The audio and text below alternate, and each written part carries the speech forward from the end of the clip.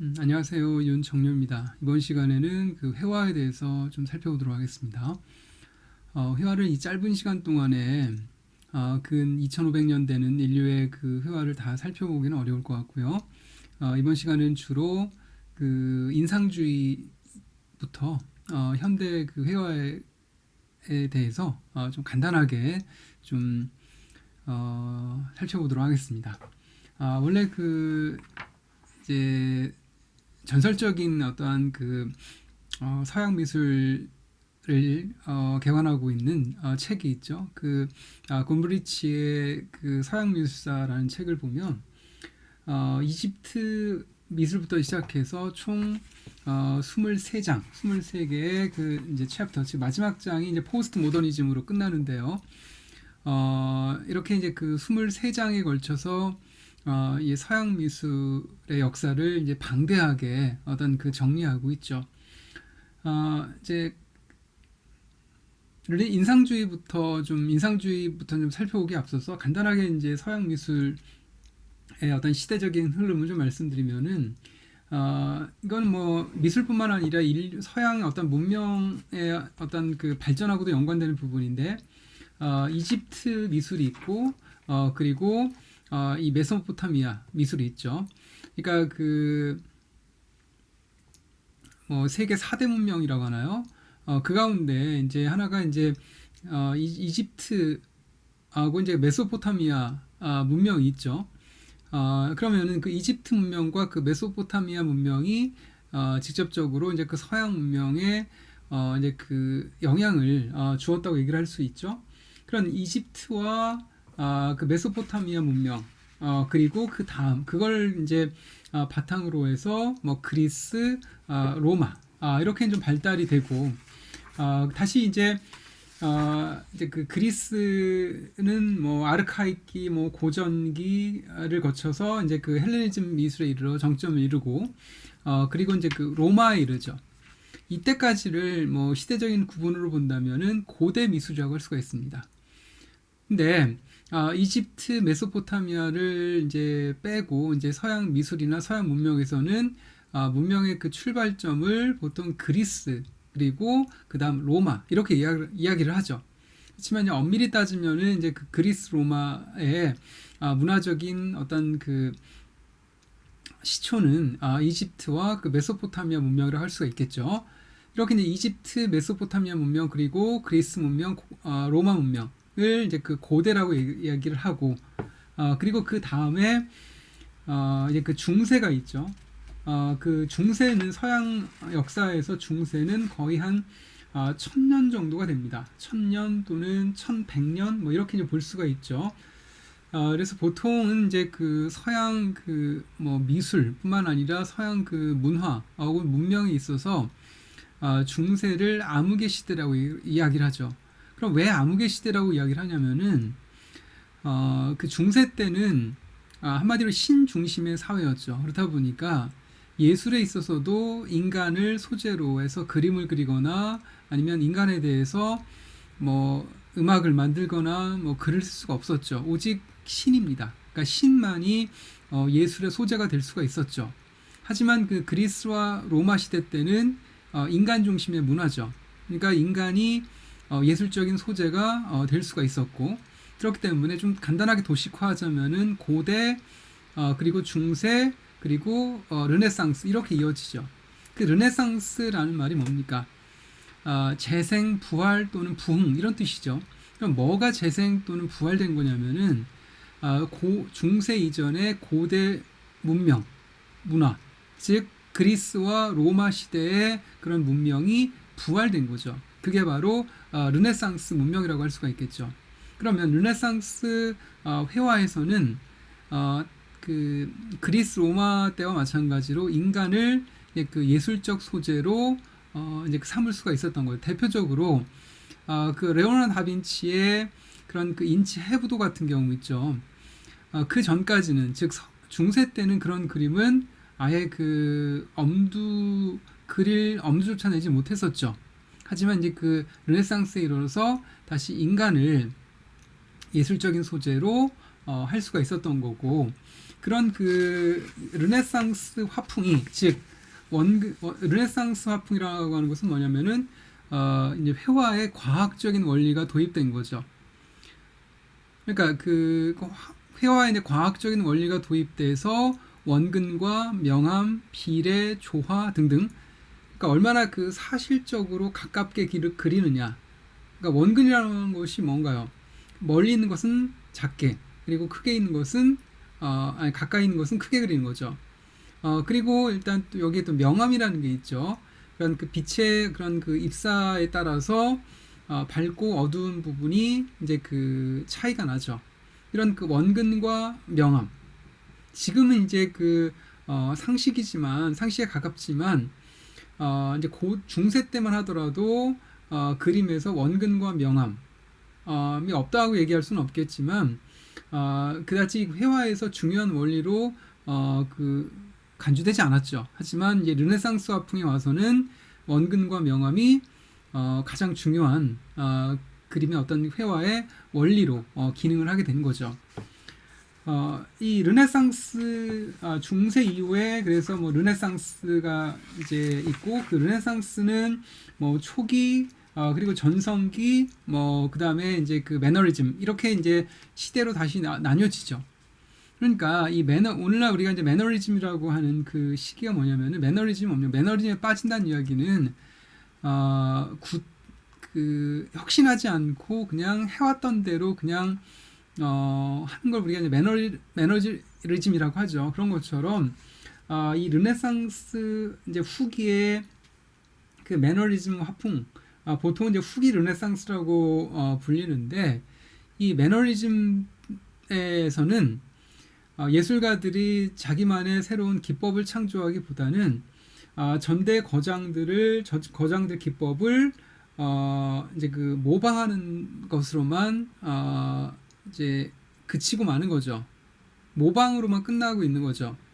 그래서 그것을 이제 그 매너리즘이라고 얘기를 하고 이런 그 르네상스 이후에 뭐 바로크, 뭐 로코코, 신고전주의, 뭐 낭만주의, 뭐 사실주의 이런 화풍들이 이제 그 이어지고 그런 이제 사실주의 다음에 이제 그 나오는 것이 오늘 이제 살펴볼 인상주의입니다.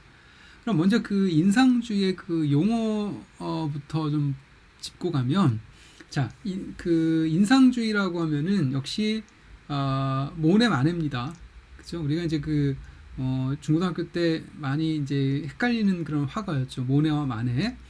마네는 그 대표적으로 이제 그 피리 부는 소년, 그리고 모네는 그 수련 그림으로 그 유명하죠. 그렇다면 이제 인상주의의 문을 연 두 화가를 이제 그 모네와 그 마네라고 이야기를 할 수가 있는데, 그럼 인상주의가 뭐냐? 당시에 이제 그 프랑스에서는 우리나라의 어떤 대한민국 미술전, 뭐 국전이라고 하나요? 그런 것처럼 그 미술 대회가 있었죠. 그런데 그런 그 미술 대회 입상을 하려면은 그 협회에서 정한 그 기준에 따라서 뭐 그림을 그 협회에서 정한 그 화풍에 따라서 그림을 그려냈습니다. 그런 화풍에서 벗어난 그림은 입상조차 할 수가 없었겠죠. 그러면 이제 마네와 모네는 그런 그 화풍에 어떻게 보면 반기를 들고 자신들만의 독특한 화풍으로 그림을 그려서 이제 그 출품을 했죠. 당연히 이제 그 이제 떨어졌겠죠. 그런 그 미술전의 그 어떤 출품했다가 그 낙선한 그 그림을 모아서 그 그 전시회에 자그마한 그 전시회에 그림을 이제 전시를 했죠. 그게 이제 그 어떻게 보면 인상 그 파의 어떤 출발인데, 그럼 당시에 인상파라고 하는 것은 오늘날처럼 가치 중립적인 용어 의미를 갖고 있었던 게 아니라 당시에는 약간 그 부정적인 의미, 즉 경멸의 의미를 담았던 거죠. 왜냐하면 그림을 객관적으로 어떤 그 사실주의에 입각해서 그림을 그리지 않고 그 화가의 그러한 그 개인적인 인상이라고 하는 것은 객관적인 인상이 아니라 주관적인 인상이죠. 즉 주관적인 인상에 따라서 자기들 속된 말로 자기들 멋대로 그림을 그린다고 해서 인상파라고 이름을 붙인 거죠. 그래서 당시에는 좀 약간 격렬의 의미를 담았는데 오늘날에는 미술의 어떤 주류이자 한 이제 그 시대를 19세기 중후반을 대표하는 하나의 어떤 화풍으로 자리 잡게 된 거죠.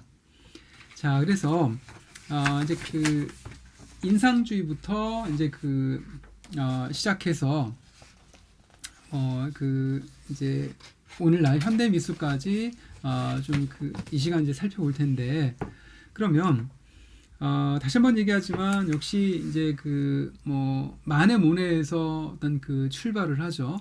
그리고 이제 그 마네 모네뿐만 아니라 그 이후에 그런 인상파 화가에 있어서 가장 중요한 것은 역시 빛입니다. 그죠?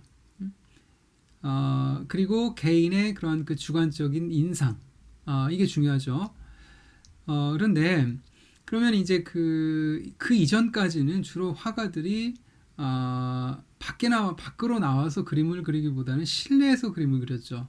혹은 그 뭐 야외 풍경을 이제 소재로 했다 하더라도 주로 실내에서 그렸습니다. 그런데 그 인상파 화가들은 그게 아니라 밖으로 나가서 그림을 그렸죠. 그게 가능했던 이유는 뭐냐면 이 시기에 들어서 이제 휴대용 물감이 이제 그 생산되기 시작하죠. 그러니까 그런 그 물감을 들고 물감과 이젤을 들고 밖에 나가서 이제 그림을 그릴 수가 있었던 거죠. 그 앞에서 이제 그 모네가 이제 셀 수 없을 만큼 많은 이제 그 수련을 그렸다고 하는데, 그러면 얼핏 봤을 때는 그 수련이 다 비슷비슷해 보이지만 잘 보면은 다 다릅니다. 다르다고 하죠. 아침에 그린 수련, 뭐 저녁 때 그린 수련, 그리고 뭐 봄에 그린 수련과 여름에 그린 수련이 다 다르겠죠. 그리고 똑같이 아침에 그렸다 하더라도 그 화가의 그런 그 감정에 따라서 또 수련이 또 그 달라지겠죠. 이처럼 그 사물의 그런 형태보다도 그 사물을 포착한 그 화가의 그런 인상에 따라서 그림이 달라지죠. 역시 가장 중요한 것은 그 화가의 주관적인 인상입니다. 그러니까 얼마나 그 사물을 가깝게 그리느냐, 이게 이제 그 회화의 어떤 관건이 아니라 그 화가의 그 주관적인 그런 인상이 얼마나 잘 담겨 있느냐, 이게 바로 인상파에서 중요하게 생각했던 그 가치가 되는 거죠. 자, 그리고 이제 그 마네 모네를 거쳐서 이제 그 인상파는 그 세잔에 이르게 되죠. 그러니까 세잔과 중간에 이제 신인상파라고 해서 뭐 그 세라 시냐크가 있고, 그리고 이제 후기 인상파에는 이제 그 세잔, 고갱, 고흐, 이렇게 이제 이어지죠. 그런데 이제 이 세잔은 그 모두가 인정한 현대 회화의 아버지라고 할 수가 있죠.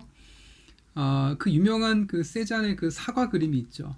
그런데 지금 봤을 때는 뭐 그럴 수도 있지 않나라고 생각할 수도 있지만, 당시에 그 세잔의 그 사과 정물화는 대단히 혁신적인 그림이었습니다. 왜 그러냐면은 사람이 이제 그 왼쪽 오른쪽 눈을, 예를 들어서 왼쪽 눈은 위를 보고 오른쪽 눈은 아래를 보고, 이 연습을 하면 그게 가능할 수도 있겠지만, 그렇지 않은 상태에서 그냥 자연스럽게 그 왼쪽과 오른쪽 눈이 서로 방향을 달리해서 볼 수는 없죠. 그런데 이 세잔의 그 사과 정물화를 보면은 왼쪽과 오른쪽의 그런 그 시선이 다릅니다. 그러니까 예를 들면 그 왼쪽 그림은 위에서 내려다본 그림이고, 내려다보는 시각이고, 오른쪽 그림은 정면에서 바라본 수평적인 시각입니다. 이게 가능하지가 않죠. 하지만 이제 그런 그 생각을 이제 그 도입을 한 거죠. 그렇다 보면 아무래도 그 형태가 그 이제 다르게 보이겠죠. 왜냐면은 그러니까 수평적으로 바라보고, 한쪽은 수평적으로 바라보고 한쪽은 위에서 아래를 내려다보면은 그 사물의 그 형태가 좀 그 달라질 겁니다. 이런 그 이 세잔은 세잔의 이러한 그 화풍은 그 이후에 피카소나 그리고 이제 마티스에게 영향을 끼쳤죠. 특히 이제 피카소에게 영향을 끼쳤죠. 그래서 그 피카소의 그런 그 입체적인 그림은 어떻게 보면 세잔이 없었다면은 나올 수가 없었다고 많은 그런 그 미술 평론가들이 이야기를 하죠. 자, 그리고 이제 이 세잔과 더불어 고갱과 고흐가 있는데, 이 고갱 같은 경우는 그림으로도 그림뿐만 아니라 이 고갱의 어떤 그 삶 자체가 대단히 이제 그 드라마틱하죠. 고흐와 더불어요. 이 고갱은 원래 그 처음부터 화가였던 것이 아니라 원래는 그 직장인이었다가 증권 오늘날로 보자면은 뭐 트레이더라고 할 수가 있겠죠. 증권 그 거래인으로 이제 오랫동안 일을 하다가 갑자기 이제 그 그림을 그리게 된 거죠. 그래서 뭐 타이티로 떠나서 그림을 이제 그렸죠. 그래서 그런 그 고갱의 그 이제 삶이 이제 그 예술적 소재가 된 그 문학 작품이 그 유명한 달과 유펜스가 되는 거죠. 자, 그리고 또 이제 그 고갱하면 또 그 떼놓을 수 없는 그 고흐가 있죠. 이 고흐는 이제 열정의 화가라고 이제 할 수가 있죠. 이런 고흐는 뭐 너무나 유명하기 때문에 일일이 말씀을 안 드려도 될 것 같은데요.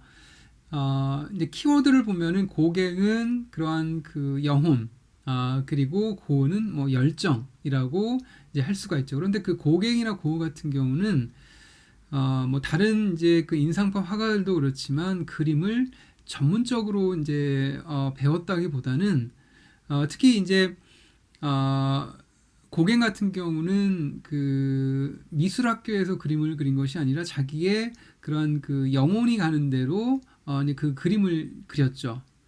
그리고 이제 고흐는 이제 어렸을 때부터 그림을 그리긴 시작했지만 그 전문적인 어떤 그 학교에서 어떤 그 학습을 통해서 그림을 그린 것이 아니라 자신의 그런 그 삶을 치열하게 그림에 그 담아냈던 그런 열정의 이제 화가라고 할 수가 있겠죠. 그렇다 보니까 이 고흥과 고갱이나 어떤 고흐의 그림을 보면서는 그들의 그런 그 삶의 그런 신선함을 떠올리지 않을 수가 없겠죠. 이러한 그 세잔과 고갱, 고흐는 그 이후에 그런 마티스나 피카소에게 영향을 끼쳤죠. 이 피카소는 이제 그 부와 이제 화가로서 어떻게 보면은 혹은 예술가로서 부와 명성을 살아생전에 부와 명성을 다 누린 몇 안 되는 그런 그 화가 중에 하나고, 그리고 또한 그 자신이 하고 싶은 그러한 예술 작업, 미술 작업을 거의 다 했다고 해도 과언이 아니죠. 그러니까 판화부터 시작해서 거의 이제 모든 자신이 하고 싶은 것을 다 했죠. 그렇기 때문에 한마디로 나는 알고 있는 것을 그린다. 그러니까 자신이 하고 싶은 것을 이제 그 다 한 거죠. 그리고 이런 피카소와 이제 영원한 라이벌이라고 할 수 있는 마티스가 있는데, 아까 이제 제가 이제 뭐 인상파 화가 이제 고갱, 세잔, 고갱, 뭐 고흐가 있다고 했는데, 이 피카소는 주로 그 세잔에게 영향을 이제 받았다면, 마티스는 그 고갱에게 영향을 더 받았다고 이렇게 얘기를 할 수가 있습니다. 자, 그래서 이제 뭐 피카소의 입체파 또는 뭐 마티스의 야수파 이렇게 인상파가 이제 계승이 되죠. 그리고 이제 그 이후에 이제 빈 분리파라고 해서 이제 감정이나 감각을 직접 표현하고자 한 그 표현주의가 등장하게 되죠. 근데 그림뿐만 아니라 예술에서 이제 그 재현과 표현이 있습니다. 그 재현이라고 하는 것은 영어로는 그 representation이니까 재현, 다시 나타내는 거죠. 그럼 뭔가가 어떤 사물이 있으면 그 사물을 다시 나타내는 겁니다. 그게 바로 그 재현이 되는 거죠. 그러니까 사실주의라고 하면은 사실주의 할 때 그 사가 모사하다라는 의미죠. 그러니까 실제를 모사하는 게 그래서 사실주의죠. 그러니까 모방하는 겁니다. 그 재현의 어떤 그 기법이라고 하는 것은 모방이죠. 하지만 이 표현이라고 하는 것은 감정이나 감각이라는 것이 눈으로 그 보이지가 않죠. 꿈, 무의식 이런 것들은 보이지가 않습니다. 그죠? 꿈속이 어떻게 생겼는지 모르죠. 무슨 색깔인지도 모르고요. 하지만 그러한 그 인간의 어떤 무의식이나 꿈이나 감정이나 감각 이런 것을 회화로 나타내렸던 거죠. 그게 바로 이제 표현주의라고 할 수가 있겠고요. 그래서 이제 그 약간 초현실적이고 이제 그 이런 표현주의 어떤 화풍의 어떤 그림을 보면 초현실적이고 때로는 그런 그 공포를 느끼게 만들죠. 뭐 클림트나 뭐 그 유명한 에곤 실레나 뭐 코쿠시카 뭐 이런 그 화가들의 그림을 보면 그렇죠. 이 에곤 실레는 이 자화상으로 좀 유명한데 이 에곤 실레는 이제 우리나라 영화 감독 김기덕 감독이 뭐 좋아하는 뭐 화가라도 이제 알려졌죠. 자, 그리고 이제 그 뭐 추상 더 나아가서 그러니까 인상파가 어떻게 보면 형태를 그 르네상스 화풍에서 르네상스 이후 한 300년 정도 이어졌던 그런 그 정해져 있는 그런 형태를 깨트리기 시작했다면은 그게 이제 그 세잔과 그리고 이제 피카소, 마티스를 거쳐서 이 추상회화에 이르러서는 거의 형태 자체가 완전히 없어지죠. 그래서 이런 그 입체주의를 잇는 것이 바로 이런 그 추상주의죠. 그리고 뭐 추상하면 뭐 뜨거운 추상, 중고등학교 때 여러분들 뭐 많이 들어봤을 것 같은데 뭐 뜨거운 추상, 그리고 뭐 차가운 추상, 이런 것들이 있죠. 그래서 뭐 청기사파의 어떤 뜨거운 추상주의와 입체주의를 잇는 뭐 차가운 추상주의가 있고, 그리고 이제 기하학적 추상을 끝까지 몰고 간 뭐 절대주의, 뭐 이렇게 이제 그 추상회화를 구분할 수가 있겠고, 그리고 이제 그 더 나아간 것이 어떻게 보면 그 듀샹이라고 이제 할 수가 있겠죠. 그래서 이제 그 형태 자체를 이제 완전히 단순화를 넘어서 이제 그 형태 자체를 이제 그 속된 말로 이제 그 뭉개버리는 그러한 반예술까지 이제 그 등장하게 되는 거죠. 뭐 그 듀샹 그리고 뭐 다다와 초현실주의 이렇게 나가죠. 그리고 이제 더 나아가서는 이제 그 잭슨 폴록과 같은 그런 그 화가도 등장하게 되죠. 뭐 액션 페인팅이라고 보통 우리가 얘기를 하죠. 뭐 영화로도 나와 있죠. 마치 이제 이 잭슨 폴록의 그림을 보면은 이게 그 그림인가 싶죠. 그러니까 큰 어떤 그 천에 넓은 그 뭐 천에 그 페인트를 어떤 그 붓에 묻혀갖고 그냥 뿌리죠. 그럼 저게 과연 이제 그 뭐 무슨 그림이냐 뭐 이렇게 얘기할 수가 있는데 그 묘사가 아니라 이제 행위다라는 말을 할 수 있듯이 그 어떠한 형태가 그려져 있느냐 이게 중요한 것이 아니라 그 행동 또는 그 행위 그 자체가 하나의 예술이라고 보는 거죠. 그래서 그걸 이제 액션 페인팅이라고 이제 하는 거고 이 잭슨 폴록이 미술사에서 중요한 위치를 차지하는 이유는 뭐냐면은 뭐 이 사람 그림 자체에도 어떤 그 역사적인 의미가 있지만 뉴욕이 이제 그 미술계의 어떤 중심에 서게 되는 거죠. 그러니까 뉴욕 제1차 세계대전 이후 뭐 1차 세계대전, 2차 세계대전 이후 세계대전을 통해서 아예 이제 그 뭐 문화 예술의 어떤 중심이 파리에서 뉴욕으로 완전히 이제 그 이동하게 되죠. 그 전까지는 그러니까 1차 세계대전 기점으로 해서 그 세계의 어떤 그 금융의 어떤 그 중심이 유럽에서 이제 그 미국 뉴욕으로 이제 그 올라가게 되죠. 그리고 이제 1, 2차 세계대전을 통해서는 아예 이제 그 금융뿐만 아니라 뭐 정치, 경제 뿐만 아니라 뭐 문화, 예술에 이르기까지 뉴욕 그리고 그 미국이 어떤 그 중심으로 이제 그 자리를 잡게 되고 바로 그때 그 중심이 또한 잭슨 폴록이라고 할 수가 있는 거죠. 그러면서 이제 그 팝 아트가 등장하게 되죠. 그러니까 팝 아트라는 것은 이제 예술이라고 하는 것이 이제 주로 이제 그 원래는 그 귀족이 향유한 그러한 특권층의 그러한 그 예술이었다면 이제 대중 예술로 이제 옮겨가게 되죠. 그러면서 그 리텐슈타인과 앤디 워홀로 이제 그 대표되는 그런 팝 아트가 세계 그런 미술의 어떤 중심이 되고 그 중심지는 이제 뉴욕이 됩니다.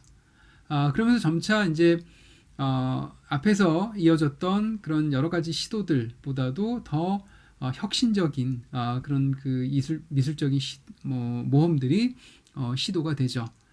자, 그래서 이렇게 이제 그 인상주의부터 그 현대 미술에 이르기까지 그 역사를 미술사를 좀 간단히 살펴봤습니다. 나중에 기회가 되면은 앞에서 얘기했던 그 인상주의 이전 이 시대의 그 미술에 대해서 좀 살펴보도록 하겠습니다. 자, 여기까지 하겠습니다.